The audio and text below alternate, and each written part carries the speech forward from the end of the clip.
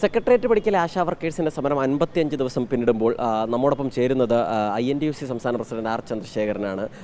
INTUC വിഷയത്തിൽ ആശാ സമരത്തിൽ ആദ്യം സ്വീകരിച്ച നിലപാട് ആ സമരത്തിനൊപ്പമല്ല എന്നുള്ളതായിരുന്നു. പിന്നീട് ഒരു വാർത്താക്കുറിപ്പിലൂടെ അവർക്കൊപ്പം എന്നറിയിക്കുകയും ചെയ്തു.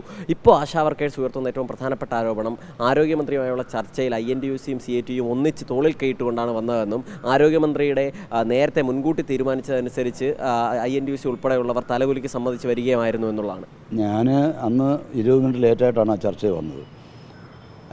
INTUC സംസ്ഥാന കമ്മിറ്റിയുടെ ആഹ്വാനപ്രകാരം ദേശീയ ഗ്രാമീണ തൊഴിലുറപ്പ് പദ്ധതിയുടെ തൊഴിലാളികൾ 144 കേന്ദ്രങ്ങളിൽ അന്ന് സമരമായിരുന്നു. 2 സമരം കൊല്ലം ജില്ലയിൽ ചവറയിലും ഓച്ചിറയിലും ഉദ്ഘാടനം ചെയ്തിട്ട് ഓടിയെത്തിയപ്പോൾ ഭക്ഷണം പോലും കഴിക്കാതാണ് ആ ചർച്ച. 20 മിനിറ്റ് ലേറ്റായിട്ടാണ് വന്നത്.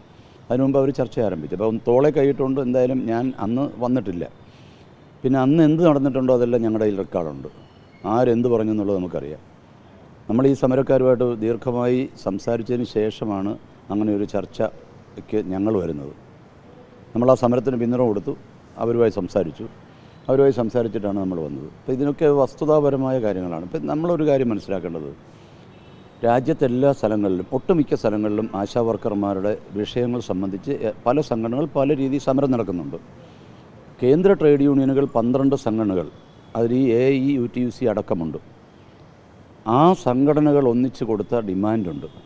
ആ ഡിമാൻഡിലാണ് INTUC ഉറച്ചു നിൽക്കുന്നത്. അത് മാറി മാറി പറയാൻ ഞങ്ങളെക്കൊണ്ട് കഴിയില്ല. കാരണം അതിൻ്റെ ദേശീയ അധ്യക്ഷ സ്ഥാനത്ത് സഞ്ജീവ് റെഡ്ഡിയും സംസ്ഥാന അധ്യക്ഷ സ്ഥാനത്ത് ഞാനുമാണുള്ളത്. അപ്പോൾ ഡിമാൻഡുകൾ മാറി മാറി വെക്കുന്ന നിലപാട് നമുക്കൊരിക്കലും എടുക്കാൻ പറ്റത്തില്ല. ഇവിടെ ഓണറേറിയം കൊടുക്കണം എന്ന് പറയുന്ന കൂട്ടണമെന്ന് പറഞ്ഞുകൊണ്ട് അവർ നടത്തുന്ന സമരത്തിൽ അവർ ഒരു ഓണറേറിയം കൂടുതൽ കൊടുക്കാൻ ഗവൺമെൻറ് തയ്യാറാണെന്ന് പറയുന്നു. ഓണറേറിയം കൂട്ടുക തന്നെ ചെയ്യാം. പിരിച്ചുവിടൽ ആനുകൂല്യം ഞങ്ങൾ ആവശ്യപ്പെട്ടത് 5 ലക്ഷം രൂപ കൊടുക്കണമെന്നാണ്. പിരിഞ്ഞു പോകുമ്പോൾ അത് പരിഗണിക്കാം. സാമ്പത്തികമായിട്ടുള്ള കാര്യങ്ങളൊന്നും ഒരു പാക്കേജ് പോലെ ഒരു സമിതി വെച്ച് ഒരു പ്രോസസ്സിൻ്റെ ഭാഗമായിട്ട് തീർക്കാവുന്നൊരു നിർദ്ദേശം മന്ത്രി ഇങ്ങോട്ടാണ് വെക്കുന്നത്. നമ്മളൊന്നും പറഞ്ഞതല്ല. അവരിപ്പോൾ അങ്ങനെ പറയുന്നുണ്ട്, അവർക്ക് എന്തെങ്കിലും പ്രയോജനം ഉണ്ടെങ്കിൽ അത് കിട്ടിക്കോട്ടെ, കുഴപ്പമില്ല, നമുക്ക് അതിന് തർക്കമൊന്നുമില്ല. നമ്മളങ്ങോട്ടൊരു നിർദ്ദേശമേ വെച്ചിട്ടില്ല. ഇപ്പോൾ ചില പത്രങ്ങൾ വരുന്നത് ഞാൻ അങ്ങോട്ട് പറയുന്നു, ഉടൻ തന്നെ മന്ത്രി അംഗീകരിക്കുന്നു. ഇങ്ങനൊന്നും ഒരു സംഭവം അവിടെ നടന്നിട്ടില്ല. അപ്പോൾ ഇങ്ങനെയുള്ള ഒരു മാധ്യമ രംഗത്തുള്ളവർ വസ്തുതയ്ക്ക് വിരുദ്ധമായിട്ട് പറഞ്ഞാൽ നമുക്ക് എന്ത് ചെയ്യാൻ പറ്റും? നമ്മൾ കേട്ടുകൊണ്ടിരിക്കുക എന്നുള്ളതല്ലാതെ നമുക്ക് എന്ത് ചെയ്യാൻ പറ്റും? അപ്പോൾ സ്വാഭാവികമായിട്ട് ഈ സമരം ചെയ്യുന്ന തൊഴിലാളികളോട് വ്യക്തിപരമായി ഞാനും INTUC എന്നുള്ള നിലയിലും നമുക്ക് പൂർണ്ണമായ സിമ്പതിയും അവരിത് നന്നായി സമരം അവസാനിപ്പിച്ച് പോകണമെന്ന് ആഗ്രഹിക്കുന്ന ഒരാളാണ്. അതിങ്ങനെ ഇട്ട് ഒരു കോംപ്ലിക്കേറ്റ് എനിക്കറിഞ്ഞൂടാ. അതിൻ്റെ ഒരു പ്രയോജനം എന്താ കിട്ടുന്നതെന്ന് എനിക്കറിഞ്ഞൂടാ. പക്ഷേ അവരെങ്ങനെ എന്തെങ്കിലും ബെനിഫിറ്റ് ഉണ്ടെങ്കിൽ അത് വാങ്ങട്ടെ, നല്ലതാണ്. ഞാൻ പറയുന്നത് നമുക്ക് അടിസ്ഥാനപരമായൊരു നിലപാടേ കാര്യത്തിലുള്ളൂ. അന്ന് ചർച്ചയിൽ എല്ലാ യൂണിയനുകളും അഭിപ്രായം പറഞ്ഞു, ഞാൻ മാത്രമല്ല, എല്ലാ യൂണിയനും അഭിപ്രായം പറഞ്ഞു.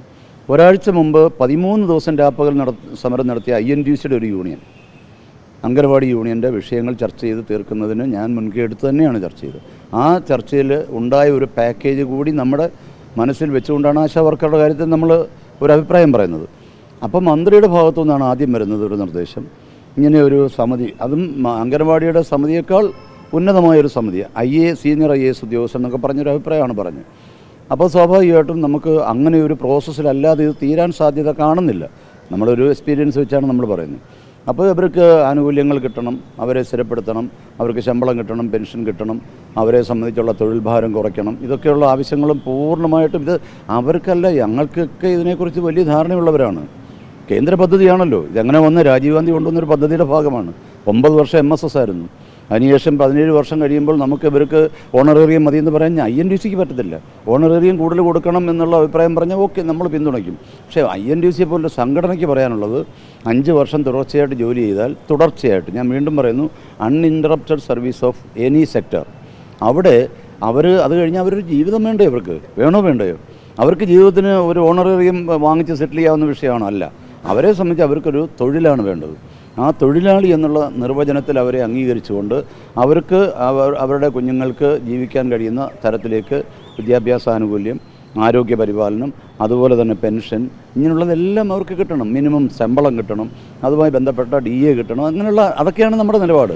അപ്പോൾ സ്വാഭാവികമായിട്ട് കേന്ദ്ര ഗവൺമെൻറ്റിൻ്റെ ഏറ്റവും കുറഞ്ഞ ശമ്പളം എന്ന് പറഞ്ഞത് ഏതാണ്ട് 18,000 രൂപ അടിസ്ഥാന ശമ്പളവും 55% DA ആണ്. വർക്കൗട്ട് ചെയ്യുമ്പോൾ 27,900 രൂപ വരും. അത് കേന്ദ്ര സംസ്ഥാന ഗവൺമെൻറ്റുകൾ ഒന്നിച്ച് കൊടുക്കണമെന്നാണ് നമ്മൾ പറയുന്നത്. അവർ സ്ഥിരപ്പെടുത്തുമ്പോൾ കേന്ദ്ര ഗവൺമെൻറ്റും ഇവരും കൂടി വഹിക്കണം. അതിനൊരു പദ്ധതി വേണ്ടേ, ഒരു പ്ലാൻ ഡിസ്കഷൻ്റെ ഭാഗമായിട്ടേ അത് വരുള്ളൂ. അങ്ങനെയൊക്കെ തുടങ്ങണമെന്ന് അഭിപ്രായം പറഞ്ഞ ഞാനാണ് ഏറ്റവും വലിയ തൊഴിലാളി ദ്രോഹിയായിട്ട് ഇവർ പറയുന്നത്. അതുകൊണ്ട് അവർക്ക് എന്തെങ്കിലും പ്രയോജനമുണ്ടെങ്കിൽ അവർക്ക് കിട്ടിക്കോട്ടെ, എനിക്കൊരു വിരോധമില്ല. ഇപ്പോൾ ഇവർ പറയുന്നത് ഇത്തരത്തിലൊരു ഫോർമുല മുന്നോട്ട് വെച്ചപ്പോൾ ഒരു 3000 രൂപയെങ്കിലും കൂടുതൽ ഓണറേറിയം വർദ്ധിപ്പിച്ചതിന് ശേഷം അങ്ങനെ ഒരു സമിതിയെ നിയോഗിച്ചുകൂടെ എന്നുള്ളതാണ്. കാരണം 53 ദിവസം സമരം ചെയ്തതിന് ശേഷമാണ് ആ ചർച്ചയിൽ പങ്കെടുത്തത്. അപ്പോൾ ആ സമരത്തിൻ്റെ ബേസിക് ആവശ്യമെങ്കിലും പരിഗണിക്കേണ്ടായിരുന്നോ എന്നുള്ളതാണ് അവർ ചോദിക്കുന്നത്. അങ്ങനൊന്നും അല്ല നടന്നത്. അവിടെ നടന്നതല്ല, ഞാൻ പറഞ്ഞല്ലോ, നമ്മുടെ ഈ റെക്കോർഡുണ്ട്. ഗവൺമെൻറ് പറഞ്ഞു ഒരു സമിതിയെ വെച്ചിട്ട് ഓണറേറിയം കൂട്ടുന്നതടക്കം, വിരമിക്കലാനുകൂല്യം അടക്കം സാമ്പത്തിക ചെലവ് വരുന്ന കാര്യമായതുകൊണ്ട് ഒരു പ്രോസസ്സിൻ്റെ ഭാഗമായിട്ടേ തീരാൻ പറ്റുള്ളൂ. അതൊരു UDF ഗവൺമെൻറ് ആയാലും LDF ഗവൺമെൻറ് ആയാലും അതിൻ്റെ ഒരു പാക്കേജ് അങ്ങനെ വരാൻ പറ്റൂ. കാരണം ഒരു മന്ത്രി ഉത്തരവിട്ട് തീർക്കാവുന്നൊരു കാര്യമാണ് എന്ന് പൊതുവായി ഇത് ചർച്ച ചെയ്യണമെന്ന് പറഞ്ഞപ്പോൾ, എന്നാൽ പിന്നെ ഞങ്ങൾക്കൊരു 3000 രൂപ ഇപ്പോഴൊന്ന് പ്രഖ്യാപിച്ചാൽ എന്ന് പറഞ്ഞാൽ എന്തെങ്കിലും ഒരു ഓണറേറിയം വർധനവ് പ്രഖ്യാപിച്ചാൽ തീർക്കാവുന്നുള്ള നിലയിലാണ് അവർ പറഞ്ഞത്. അങ്ങനെയല്ലല്ലോ തീരേണ്ടതാണോ? അങ്ങനെയാണോ? എന്തെങ്കിലും ഒരു ഓണറേറിയം എന്ന് പറഞ്ഞാൽ അത് അങ്ങനെയല്ലല്ലോ. അതൊരു പിടിവാശിയുടെ പ്രശ്നം എന്തിനാണ്? അവർക്ക് ശമ്പളം വേണം, അല്ലെങ്കിൽ അവർക്ക് ഓണറേറിയം 21,000 വേണമെന്ന് പറഞ്ഞാൽ 21,000 പറയട്ടെ. അതിനിടയ്ക്ക് ഇതിന് പിന്നെ ഒരു എന്തെങ്കിലും ഞങ്ങൾക്കൊന്ന് എന്ന് പറഞ്ഞാൽ അതൊന്ന് വാങ്ങിച്ചു കൊടുത്തിട്ട് അവിടെ നിന്ന് അങ്ങനെയല്ലല്ലോ അതിനെ കാണണ്ടേ. അങ്ങനെ കാണരുത്. അത് എൻ്റെ ഒരു ഉപദേശമാണ്. അങ്ങനൊന്നും അല്ല അത് കാണേണ്ടത്. പിടിവാശിയും ദുർവാശിയും ഒക്കെ വിട്ടിട്ട് അങ്ങോട്ടും ഇങ്ങോട്ടുള്ള കുറ്റപ്പെടുത്തലുകൾ ഒഴിവാക്കി ആശാപ്രവർത്തകരുടെ ഈ സമരം സെറ്റിൽ ചെയ്യാനുള്ള ഒരു നടപടിക്ക് എല്ലാ സംഘടനകളും, പ്രത്യേകിച്ച് നിരാഹാരം നടക്കുന്ന ആ സംഘടന മുൻകൈ എടുക്കണം എന്നുള്ള അഭിപ്രായമാണ് എനിക്ക് ഇപ്പോഴും ഉള്ളത്. മാന്യമായി തീരണം, ഇത്രയേ ഉള്ളൂ. ഇപ്പോൾ ഈ ആദ്യഘട്ടത്തിൽ ഈ സമരത്തിനൊപ്പം ആയിരുന്നില്ല INTUC, പിന്നീട് സമരത്തിന് പിന്തുണ പ്രഖ്യാപിച്ചു. ഇപ്പോൾ ഈ ചർച്ചയ്ക്ക് ശേഷം ഈ സമരം ചെയ്യുന്നവർക്കൊപ്പമാണോ? അല്ല, നമ്മളെപ്പോഴും ഇപ്പം നമ്മളൊരു നിലപാടെടുത്താൽ മാറുന്ന ആളുകളല്ല. നമ്മളൊരു നിലപാടെടുക്കുന്നത് എല്ലാം ആലോചിച്ചിട്ടാണ് നിലപാടെടുക്കുന്നത്. ആദ്യത്തെ സംഭവം നിങ്ങൾ മനസ്സിലാക്കേണ്ട ഒരു കാര്യം, മാധ്യമങ്ങൾ മനസ്സിലാക്കേണ്ട ഒരു കാര്യം, അതൊരു യൂണിയനാണ് സമരം പ്രഖ്യാപിച്ചത്. ആ യൂണിയൻ സമരം പ്രഖ്യാപിക്കുമ്പോൾ എല്ലാ യൂണിയനോട് ചെന്ന് അതിൻ്റെ കൂടെ കൂടുമോ? അങ്ങനെ കൂടിയ ഒരു ചരിത്രം ഇന്ത്യ രാജ്യത്ത് എവിടെയെങ്കിലും ഉണ്ടോ? ഒരു യൂണിയൻ സമരം പ്രഖ്യാപിച്ചു, ഉടനെ തന്നെ എല്ലാവരുടെ ചെന്ന് കൂടുക. അപ്പോൾ നാളെ വേറൊരു യൂണിയൻ സമരം പ്രഖ്യാപിക്കുന്നു, ഉടനെ എല്ലാവരുടെ കൂടി അങ്ങോട്ട് ചെന്ന് കൂടുക. അങ്ങനെയാണെങ്കിൽ പിന്നെ ട്രേഡ് യൂണിയനുകളുടെ കാര്യമില്ലല്ലോ. ഉണ്ടോ? അങ്ങനെ കൂടാക്കത്തില്ല. അത് കൂടുന്നത് പിന്നീട് പാർട്ടിയുടെ അഭിപ്രായങ്ങളും നിർദ്ദേശങ്ങളും ഒക്കെ വന്നപ്പോൾ നമ്മളത് കൂടിയാലോചിച്ച്, അതും ഞാൻ ആലോചിച്ചത് എപ്പോഴാണ്?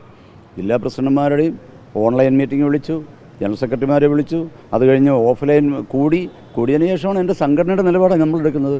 ആ സംഘടനയുടെ ഉത്തരവാദിത്തപ്പെട്ട ആളുകളായിട്ട് കൂടിയാലോചിച്ച് നമുക്ക് എടുക്കാൻ പറ്റുള്ളൂ.